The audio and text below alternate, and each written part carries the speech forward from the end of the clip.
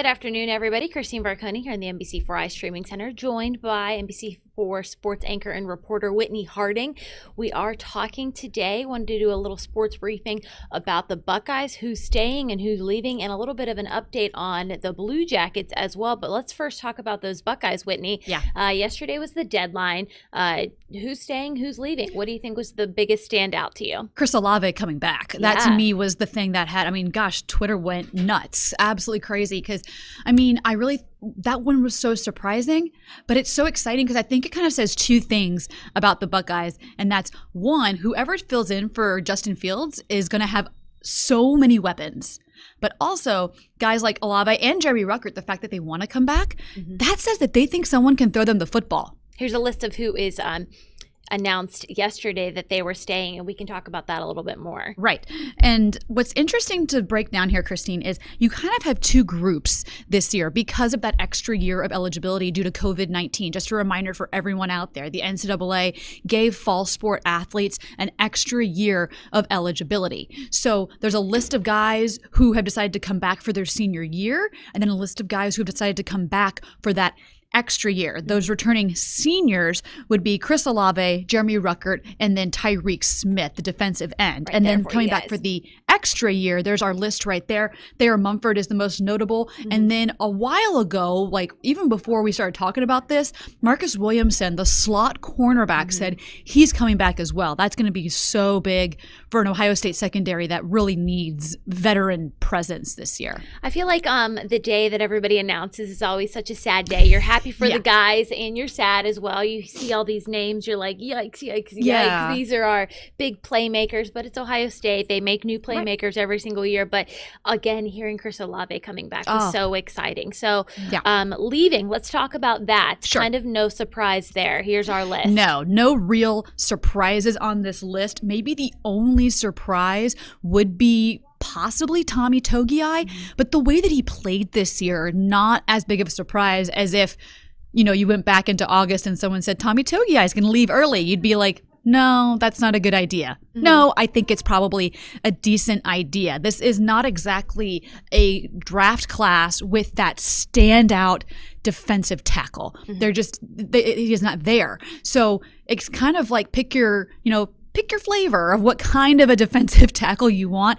That could really be good for a guy like a Tommy Togiai. But obviously, Justin Fields, no surprise. Shaun Wade, Josh Myers, Wyatt Davis, none of those guys are a surprise. Now, the seniors leaving, why we have to make sure we mention that again, that's like I said, that's that extra year. So these are guys who could have come back for an extra year, but they chose not to. It's so weird to talk about the seniors leaving because it's like, well, right, duh. Of course. But they're seniors. No, they did have the chance, the choice. So, they did. So who are those seniors who are leaving? So Trey Sermon's the first one that kind of stands out. Not really a surprise. It's going to be interesting to see where he falls because I'm sure NFL clubs are kind of like, well, what is his body of work? You know what I mean? And let's face it, he had an injury at the end of the season. That's always an issue. Yeah. Baron Browning, Jonathan Cooper, which is sad, but so exciting for, our local guy to have a chance to go to the NFL. For sure. And then Drew Chrisman and Blake Hobbiel are the other two. I feel like Drew Chrisman, he's been the kicker forever. I know. I feel like we covered his, the spring game engagement like 5 years ago. Yeah, you think back to all the times he played at East Lansing and just made, Michigan State fans cry. And you're like, how many times has he played there? So I feel like he's been a tried and true Buckeye for so many years. He'll be big shoes to fill, certainly. So it'll be interesting. When is the draft? When is the combine? When is all of that? Well, that's what's interesting. Draft, if I believe it correctly, April 29th, I think is, if I remember that off the top of my head. Combine, not happening this year. Oh, okay.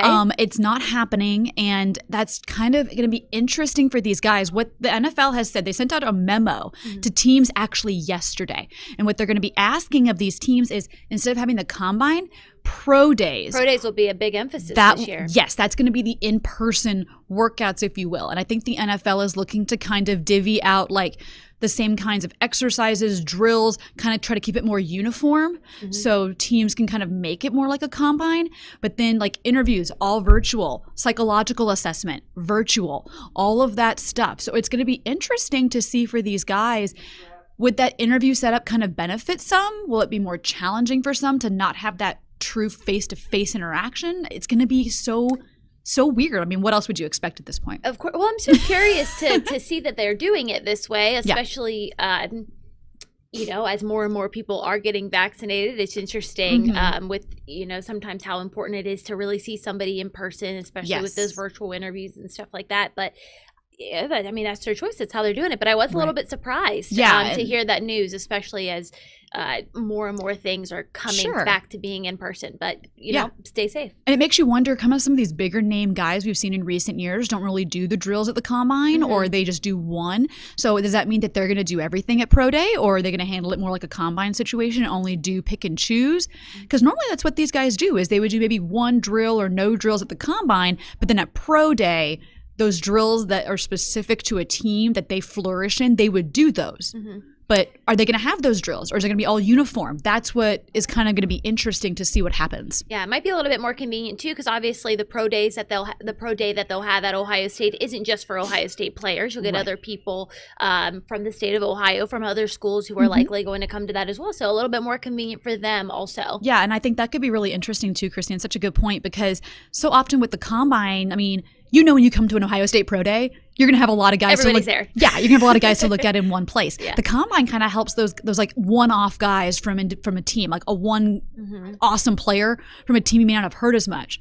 So how is that going to work? Is that one school going to have to, especially maybe a smaller school, going to have to host an entire Pro Day? I mean, think back to like when Josh Allen played for Wyoming.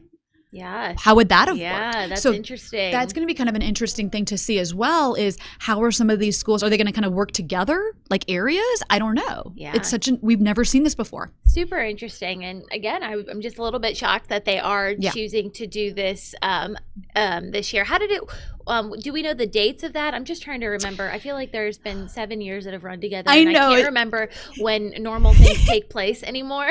It does feel that way. And I think that's kind of the curiosity is what are going to be those dates? I can't remember if a combine date was set at this point, because it's just been so up in the air. I remember going to Pro Day at Ohio State, and I remember it being very cold. Yes. So I know it would have probably been soon. Right. Well, and it always kind of like separates out, because the guys usually get some time off after the season. Let's face it, Ohio State's been playing into January for a few years, so they usually get like a little bit of time off, then they come back. Yeah. Now, the next date that everybody needs to circle on their calendar is March 1st, because I remember I talked about those two groups earlier, the seniors, the guys leaving early, and then those coming back.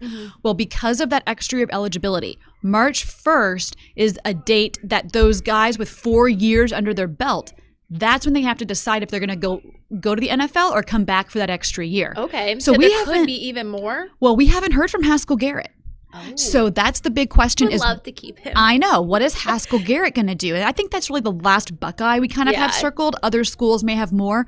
But that was something I was watching yesterday, is are we going to hear from Haskell Garrett? Yeah. But he has until March. Okay. So some of these guys, like, like a Baron Browning or a Jonathan Cooper, like they could have waited until March, but they were secure. They knew what they wanted to do. Haskell Garrett, I mean, he has a lot to weigh, because he had this breakout year. So will that help him in the draft, or should he come back and try to have an even better year? Yeah, for sure. But then you factor in injuries and things. So March 1st is that next big date. Okay. All right. So about a month and a half, we'll have to look out for that as well. Anything else you want to talk about the Buckeyes before we move on to the latest on the CBJ? No, I think that's really it right now. I mean, the Chris Olave was the big surprise.